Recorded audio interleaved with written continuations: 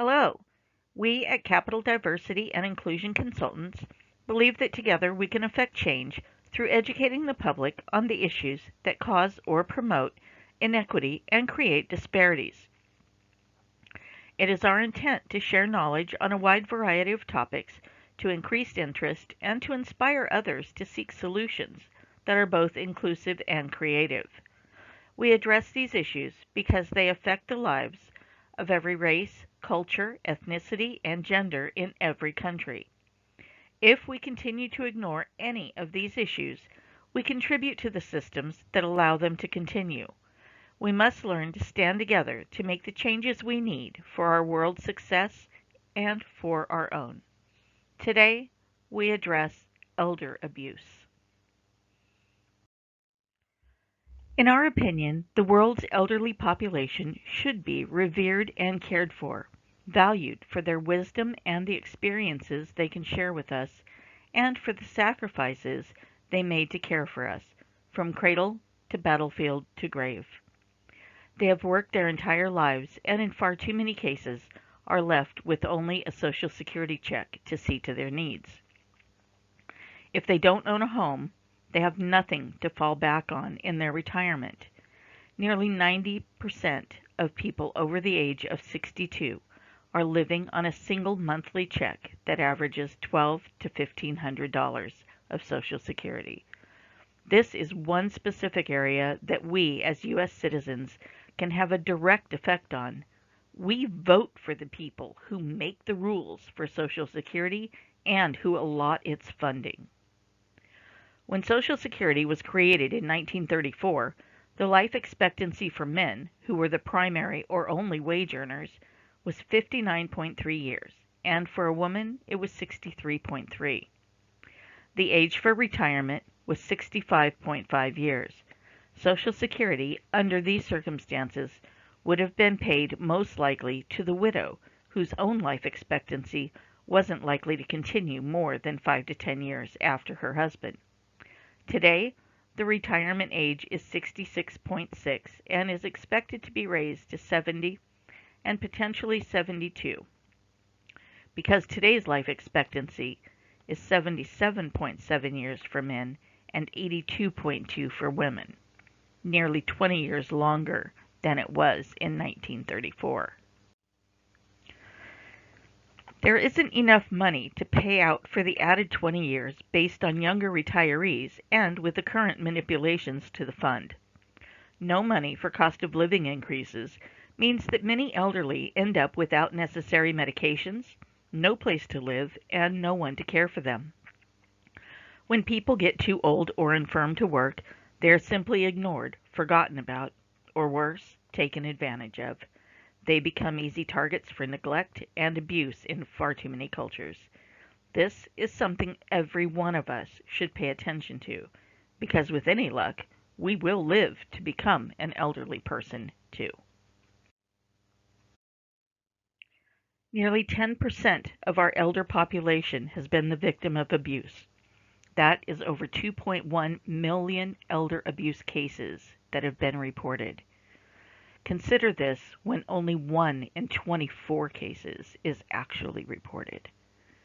Over 67% of all victims are female. The average age is nearly 78 years. And almost 17% were abused in a community setting last year. Abused seniors have a 300% higher risk of a heart attack. People live longer now than at any time in history. Many elderly are homeless or in danger of becoming homeless. Social Security just is not enough to pay rent at today's fair market rates, and often medical expenses compete for those limited funds because Medicare does not cover it all.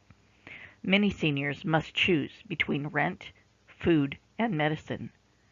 Congregate living, or elder care homes and centers, are designed to relieve loneliness and provide on-site care, but the cost is prohibitive for most seniors on fixed incomes. For those who can afford it, it provides a roof over their heads and foods on the table, but it does not guarantee that they will be treated humanely by the employees. suddenly homeless or reliant on others leaves our seniors vulnerable to physical and emotional abuse from family members, facility staff, and other persons they come into contact with. They are vulnerable to scams, robbery, rape, severe beatings, and even murder. Elder abuse includes the emotional abuse, neglect, physical abuse, financial abuse, and sexual abuse of senior citizens. Emotional abuse may come in the form of threats, screaming at, frightening, insulting, or ignoring the older person. Neglect may be in not providing food, medicine, or other health services. It may also be leaving an elderly person alone for hours, knowing that they are unsafe and need help. The physical abuse can include hitting, pushing, grabbing, shaking, hair pulling, or even throwing objects at the person. The abuser could also lock the older person in their room or keep them confined to a bed or in a chair. Financial abuse occurs when the older person's money, such as cash, pension checks, and savings, are taken from them or they are forced to sell their home. Sexual abuse is any kind of sexual act on an older person, such as sexual touching, kissing, hugging, and intercourse that they do not agree with. They are our second most vulnerable population following infants. Our seniors rely on caregivers and relatives for their safety and needs. Our elders rely on all of us to do what is right for them. Personally, we can make sure we stay involved in the lives of our elders, see that they have nutritious meals, get to doctor's appointments, and that they can stay active and involved in the community and in family life. Do you know someone who may be at risk of abuse or neglect? When was the last time you checked in on an elderly relative to see if they had enough food or were up to date on their medications? How can you tell if your family member may be a victim of elder abuse by another family member or by a nurse in an assisted living center? How can we strengthen protections for senior citizens when they need them the most? We need to ensure adequate food, shelter, health care, and transportation when we discuss any policy that affects our senior citizens.